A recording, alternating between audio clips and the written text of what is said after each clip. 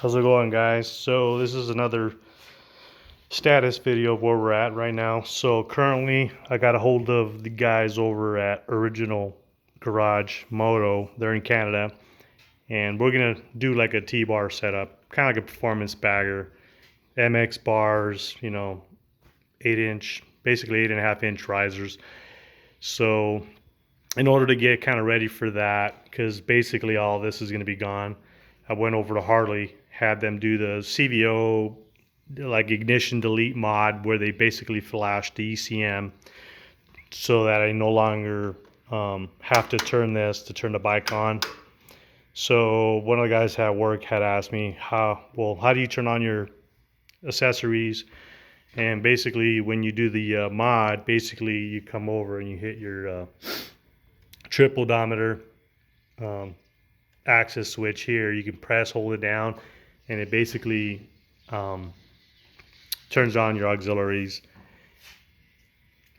So basically now, to basically start the bike, I just press this down and it basically gets the bike ready to fire up. So I'll go ahead and hit the switch, and you'll see the stuff kind of come up, and then the radio and stuff will basically kind of turn on, and you'll have your auxiliaries are basically on, which allow you to turn your radio on.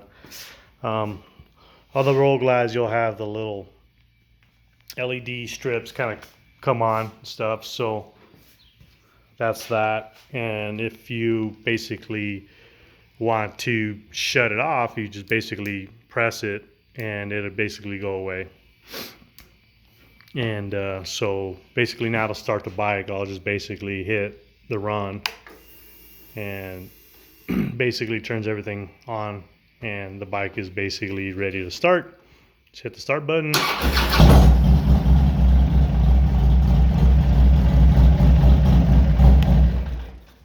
But anyways, so I'm gonna be doing like an install on the bars and stuff like that late June, from what I got an estimate on arrival for the parts. So I'll be taking the fairing apart and installing the new bars and stuff. And I've reached out to a few different vendors on crank work. I've been wanting to rebuild this bike.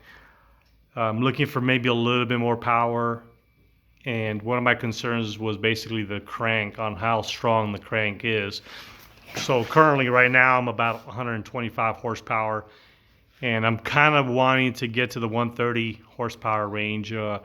I use this bike to commute daily, so I need it to be reliable. And one of my concerns is basically the bottom end. How long will it last? Is it strong enough? So I reached out to the guys over at Darkhorse. They gave me an estimate of doing basically the bottom end, basically making it strong. And I also reached out to JRC and got an estimate from them also to do the crank. So if you have any personal experience with either one of those companies, send me a message and maybe we can talk. So I was thinking possibly, right now it's a 107, twin cam. I was thinking about maybe bumping it up to either 110, or possibly just pulling this whole engine out and just dropping an S&S 124 and just running basically their high compression 640 cam 124, which I've been kind of thinking about.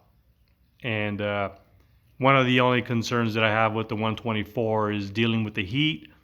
I live in a real hot climate, so during the summers it's about 110, 115 degrees, and the heat is one of my concerns. I understand that the tune kind of dictates how much the heat, or how you can control the heat, but at the end of the day, hot temperatures ain't good for these engines and stuff. So if you have any comments, concerns, or questions, feel free.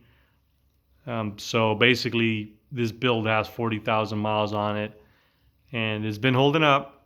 I mean, we had a couple issues with the pump and stuff like that on some of the previous videos and stuff like that, but so far it's been holding up. I'm kind of hoping to do this build sometime in October, So right now we're in the process of building my buddy's '07 Dyna, and hopefully this weekend I'll be able to do a little bit of video on his build and how we're, going about doing that. So, all right, guys, I'll keep you guys posted. Thanks again.